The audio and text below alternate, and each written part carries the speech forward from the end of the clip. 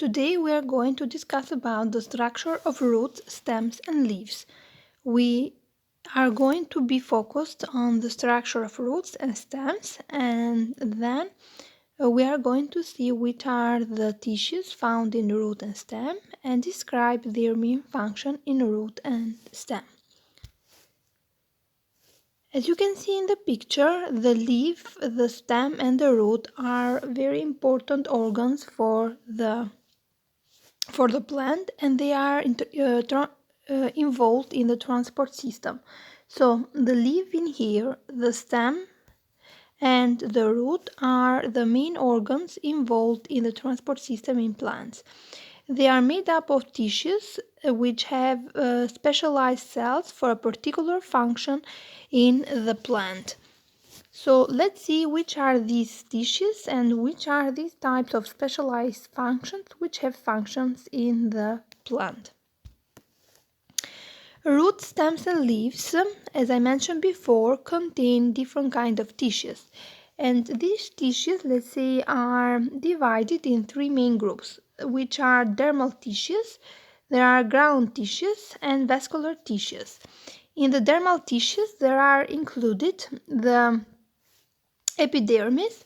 There are also included endodermis or exodermis, and then we have the ground tissues such as parenchyma, collenchyma, and sclerenchyma, and vascular tissues which are the xylem and phloem. So let's see how are these tissues distributed to the leaf, to the stem and to the root, and what are their main function. So first let's see the structure of the root. If we make a transverse section of the root, we can see that there are some tissues in there, such as the first one is the epidermis, which contains the root hairs. Epidermis, it is a continuous layer out of the plant which provides protection, and in the root also contains the root hairs, which are these structures in here that are extensions and extensions of the epidermis and have a protective function, and also they are very important because they increase the surface of the absorption of water and minerals salts from the ground to the leaf. The second tissue, it is the parenchyma. Parenchyma, which is the whole, let's say, structure in here. Parenchyma, it is made up of thin wall cells which are used as packing tissues. Parenchyma in the leaf, in the root, forms what we call the cortex. Parenchyma has very metabolically active cells, which are very important because they have different kind of function, which might be to store food like starch, or let's say they prevent wilting because when they are turgid, fully inflated with water, they help to support the plant by preventing wilting. Also, they have many air spaces between them which help in the gas exchange. And let's say that also the water and mineral salts are transported through the walls and through the living contents of the cells. The third part, or the third, let's say, tissue of the root is the endodermis.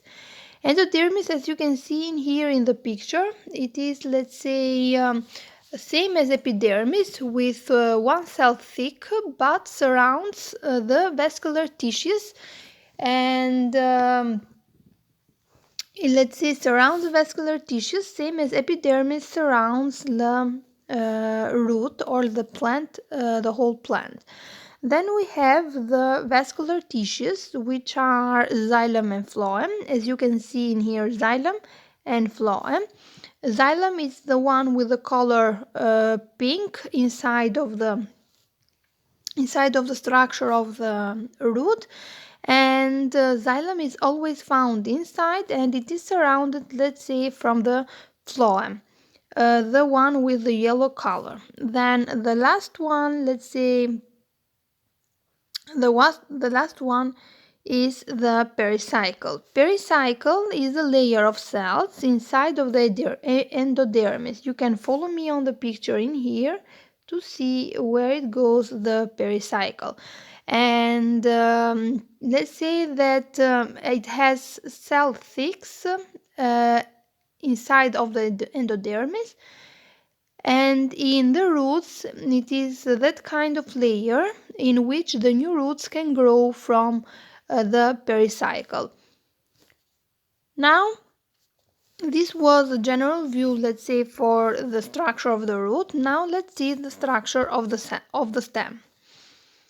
The stem, same as in the root, it has the epidermis. Let's say somehow it has the same function to surround the cell, the organ, sorry, and also to give protection to the organ. Then we have the cortex, which let's say, in difference to the root, which has only the parenchyma, in here we have a very modified form of parenchyma, which is known as collenchyma, that has extracellulose, which are settled, let's say, in the corners of the cell. And these provide extra strength. Also, we can say that the leaves or the midrib of the leaves contains collenchyma. Then after the collenchyma, which both with parenchyma form again the cortex in the stem, we have the pericycle, which in here, pericycle, it is known as sclerenchyma, and it is made up of lignified cells, which are dead cells, and these give extra strength to the stem. Also, what you can see in here, it is also the fact that the parenchyma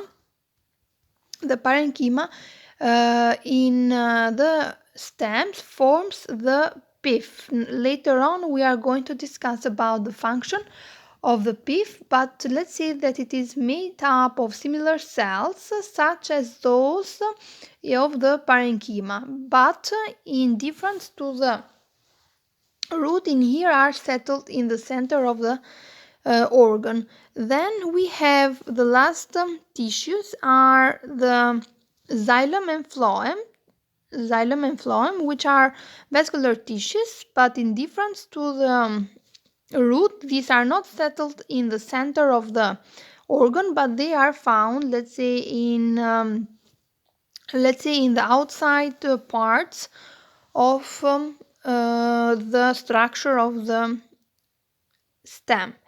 And also they contain the sclerenchyma, which, as I mentioned before, is the part in here that has cells for extra strength.